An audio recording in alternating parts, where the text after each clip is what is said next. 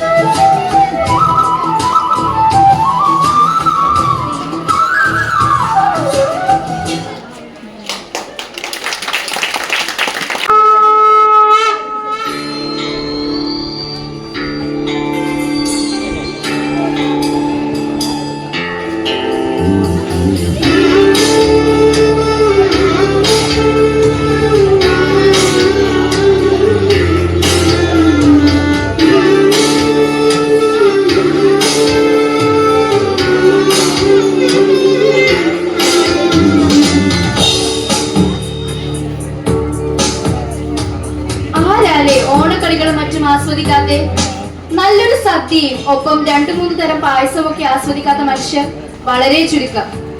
വടംവലി പോലെ കരുത്തോടെയും കൂട്ടായ പ്രവർത്തനത്തിലൂടെയും ജീവിത വെല്ലുവിളികളെ നമുക്ക് പൊരുതി ജയിച്ച് മുന്നോട്ട് വരാം.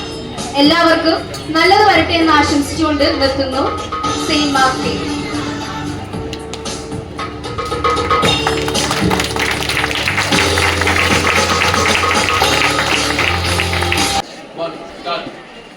പഴയ ഓണം ഓർമ്മയായി മാറി. പൂക്കൾ പറിക്കാൻ കൂട്ടം ചേർന്ന് പോകുന്നതും പൂക്കളം ഇടുന്നതും ഊഞ്ഞാലാടുന്നതും വീട്ടുകാരെല്ലാവരുമായി ഓണസദ്യ ഉണ്ടെന്നതാണെങ്കിൽ ഇന്ന് ഓണം പാഴ്സൽ ഓണമായി മാറി. ഒരുമിച്ചിരുന്നുള്ള ഓണസദ്യകൾ ഹോട്ടലുകളിലായി മാറി. സദ്യ കഴിഞ്ഞ് കുടുംബമായി ഒരുമിച്ചിരുന്ന് സന്തോഷിച്ച് ഉല്ലസിച്ചിരുന്നത് ഇന്ന് ഫോണിലും കമ്പ്യൂട്ടറിലും കുത്തിയിരിക്കുന്ന ഓണമായി മാറി. മൊത്തത്തിൽ ഓണം ഒരു റീൽസ് ഉത്സവമായി മാറി. ഓണം മുമ്പ് കാർഷിക വിളവെടുപ്പാണെങ്കിൽ ഇന്ന് Onam TV, fridge, AC offer വിളവെടുപ്പായി മാറി. വൈകിയ വേളയിലാണെങ്കിലും ഇവിടെ കൂടിയിരിക്കുന്ന എല്ലാവർക്കും ഓണാശംസകൾ നേരുന്നതൊപ്പം നന്ദിയും സമാധാനവും നേരുന്നു. Thank you. Saint Martin.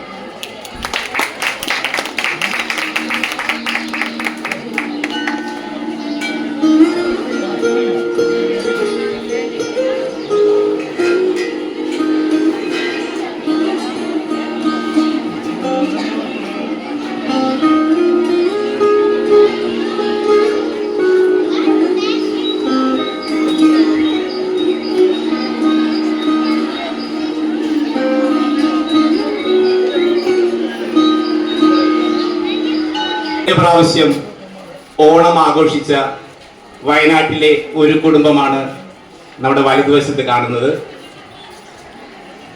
ഇപ്പുറത്തെ വശം ഈ വർഷം ഓണമായപ്പോൾ അവരുടെ താമസ വീട് പോലും ഇല്ലാതായി.